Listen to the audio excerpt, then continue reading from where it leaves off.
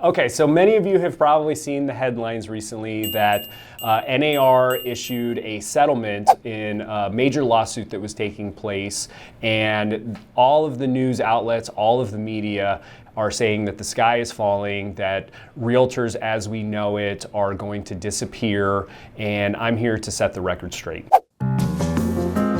Hi, I'm Danny Brown. I'm the CEO of Myriad Real Estate Group, and let's start at the beginning. So there was a lawsuit that took place from a couple in Missouri that was suing the brokerage that helped them sell their home, not their agent. So they were upset that their agent charged them a commission to list their home, and some of that commission went to the agent that represented the buyer. Other parties got involved, namely the Department of Justice, and they were accusing major brokerages along with the National Association of Realtors for price fixing, keeping home values elevated and fixing the commissions that were charged to sellers in order to sell their house. So a jury trial took place, and the jury found the National Association of Realtors, along with other brokerages, guilty of that price fixing. A couple Fridays ago, the National Association of Realtors came out with a proposed settlement for the Department of Justice that would essentially eliminate all of these copycat lawsuits that are taking place.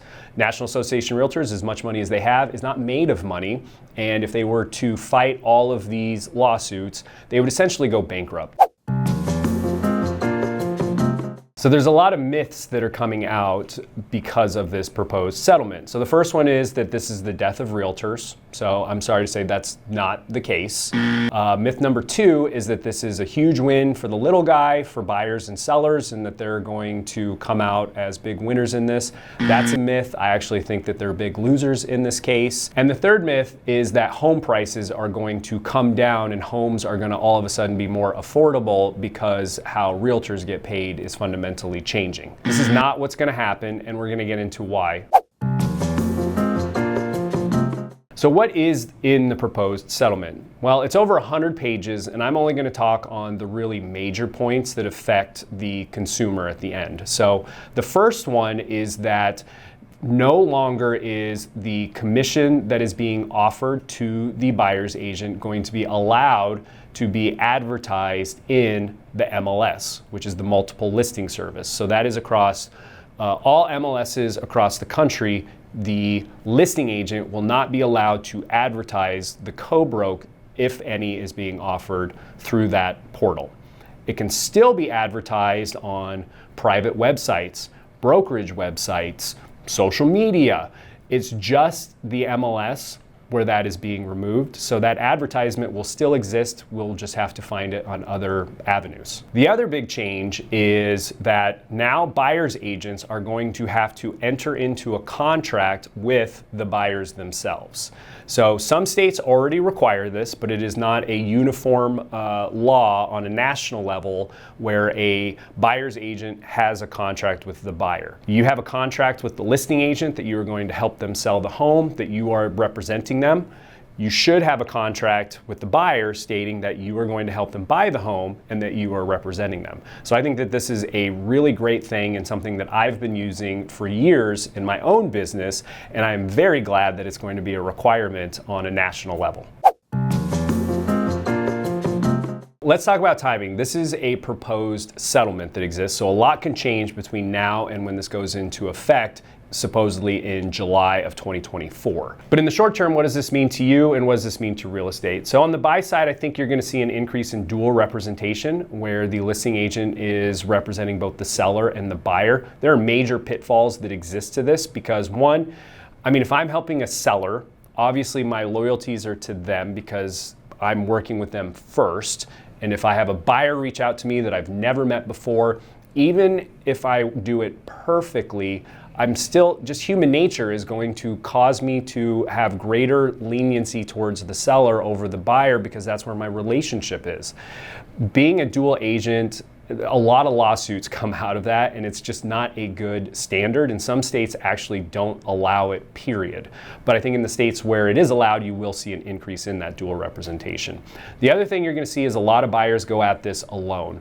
That is a huge mistake because there are so many pitfalls in buying a home. And if you're working with a good agent, they're going to save you money and they're going to save you time, and they're definitely warranted to getting paid for what they're going to bring to the table. On the listing side, it's going to change things. I think that you're going to see more sellers just think that they don't have to pay for the buyer's representation anymore. The myth that existed is that the seller never paid for the buyer's representation to begin with. The seller paid their listing agent. The listing agent offered it to the buyer's agent. So it never came from the seller to the buyer. What's being eliminated is that transaction. So now it's going to go straight from the seller to the buyer's agent, or from the buyer to the buyer's agent. The line from the seller to the listing agent to the buyer's agent is being eliminated. So now you're going to see a lot more sellers say, oh, well, I'm only going to pay for my representation. I'm not going to pay for the buyer's representation, which in theory sounds fantastic. Like, oh, my overall expenses are going to come down. The problem with that is not every buyer is going to be able to afford to pay for the representation. So they are going to be looking for homes that are offering that co-broke to help them cover that expense. Think of it from a buyer perspective. You have your down payment, you have your closing costs, and right now affordability is a major issue, which is more based on supply and demand than anything a realtor has to do with it. I have no influence over the total price or value of the home. That is based on supply and demand. And so the seller is not going to just intuitively pass on savings to a buyer because now they think that their overall costs are going to go down. They're going to think, I'm getting more money in my pocket. They're still going to want to sell for as much as they possibly can.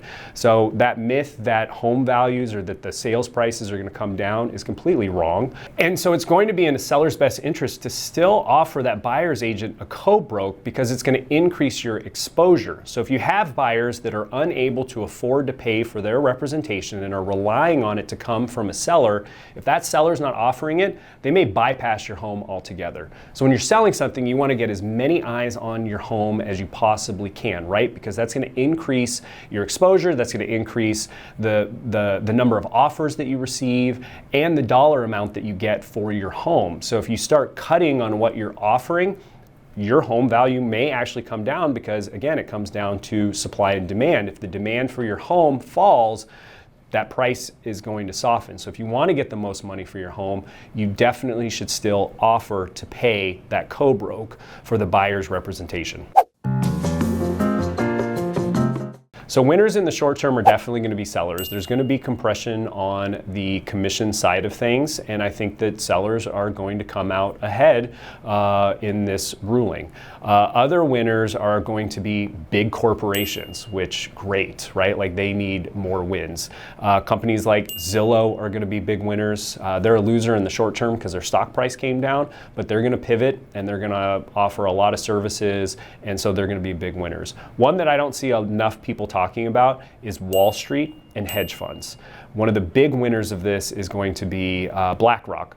So BlackRock has a arm of their company where they buy single-family homes and turn them into renters.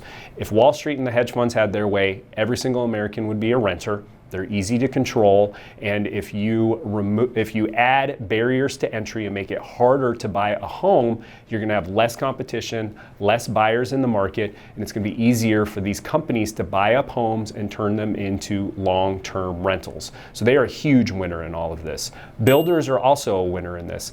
They don't like having agents represent buyers because we know all their tricks and we help our clients get better deals. Builders love to decrease what they're paying agents, and now my guess is that they'll eliminate them altogether. So builders are going to be big winners in this. And then finally, savvy investors. So your mom and pop, your local guy that doesn't really need representation, that does multiple real estate transactions per year. Again, you're removing buyers from the equation, so you're adding barriers to entry for them. It's going to free up inventory, and these guys won't need representation. And so, again, they're going to be big winners because they know how to navigate the process already, and they're going to get better deals. So let's talk about losers. Ultimately, the consumer is a loser. So whenever you have a consumer that has to go at it alone, I believe that they ultimately lose. They get taken advantage of, they don't know how to navigate the process. Everyone feels like the only place that you can save money is in the commission side of things, which isn't true. They're saving in terms of negotiating those concessions. They're saving you from buying a home that you shouldn't buy. I've talked to clients and we've canceled deals where I think that this is a bad deal or the home is not in a good condition and is going to be a money pit.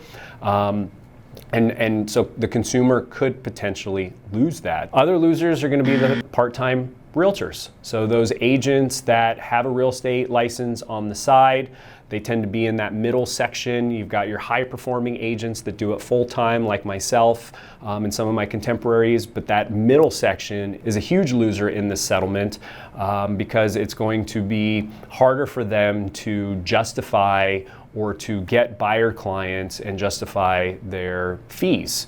Now, I would argue that that's been a long time coming. I personally think that there are way too many realtors, way too many people who have real estate licenses, and a lot of them do get overpaid for what they do. And so, personally, I think the industry wins by eliminating some of those individuals, but the problem with it is that some of those individuals do eventually turn into high-performing agents, so you're not giving some of those people the opportunity to evolve and turn into that. So that could hurt the industry overall by losing that ability to take time and learn how to be a pro at this business. Continuing with losers, veterans and first-time home buyers.